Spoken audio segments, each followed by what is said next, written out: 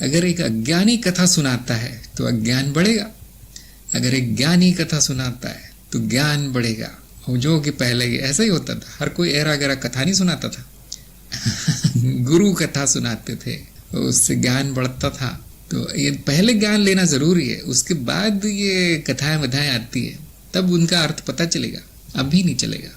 पहले ज्ञान होना जरूरी है। प्रयोग के बीच यदि पिछले भूले स्मरण फिर से आ जाए तो बार बार परेशान करें तो इससे कैसे मुक्त हो सकते हैं? एक ही तरीका है मुक्त होने का, वो है साक्षी भाव से देखें। जो भी आया है वो आया है तो जाएगा भी, उसको भी देख लीजिए, जाते हुए भी देख लीजिए, आते हुए भी देख लीजिए। जो आपने कहा परेशान करते हैं, किससे परेशान करते हैं? माधुरी को पूछ रहा हूं मैं, क्या अनुभव करता परेशान है? तो फिर क्या, फिर कौन सी परेशानी? फिर वो परेशानी भी तो वृत्ति है जो उस स्मृति ने पैदा की है, उसका भी साक्षी हो जाना है। तो यह ऐसा लगता है मुझे कि आपने जो स्मृतियां हैं पुरानी, उनको तो मिथ्या मान लिया, उनको तो अनुभव मान लिया, लेकिन परेशानी को सत्य मान लिया है।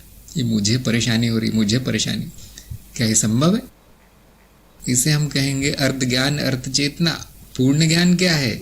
सब मिथ्या है, सब का सब। परेशानी तो और बड़ी मिथ्या है, क्योंकि ऐसा तो हो ही नहीं सकता ना। स्मृति तो मिथ्या है, छाया मात्र है। और भूल भी चुके हैं आप, वो भी आ गया है, मुर्दा होके जिंदा हो गया है।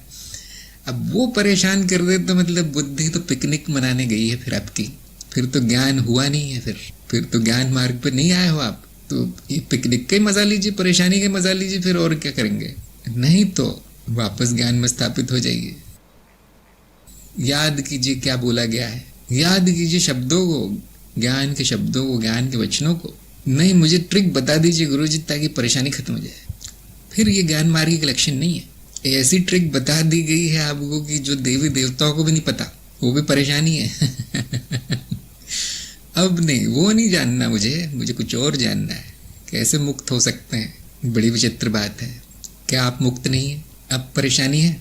अब कौन सी मुक्ति चाहिए बताइए? अज्ञानी को ये छाया परेशान कर दे, मैं समझ सकता हूँ, सारा ज्ञान होने के बाद परेशान कर रहे, अब वो मेरी समझ में नहीं आता। तो आपने पूछा था ना, मुझे ज्ञान प्रसार से वंचित मत कीजिए। इस तरह की मनोस्थिति में आप क्या आप अपना आत्ममूल्यांकन किया है तो आपने अपने आप को ज्ञान प्रसार के लिए योग्य पाया? क्या मेरी कोई दुश्मनी है किसी से, मैं उनको ज्ञान प्रसार नहीं करवाता?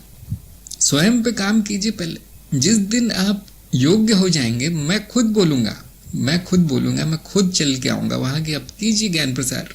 और आप लोग देखते होंगे मैं रात दिन एक कर देता हूँ। फिर ज्ञान प्रसार का इतना महत्व है कि उसके लिए फिर वो बाकी काम भी छोड़ दिए जाते हैं, कार्यक्रम के, सत्संग के, आदि आदि।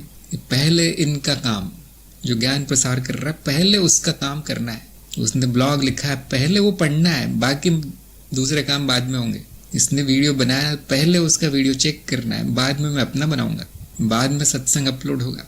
और मुझ पे आरोप ये है कि आपने मुझे ज्ञान प्रसार से वंचित किया ऐसा नहीं है। देखिए, सब आपके कल्याण के लिए किया गया जो किया गया।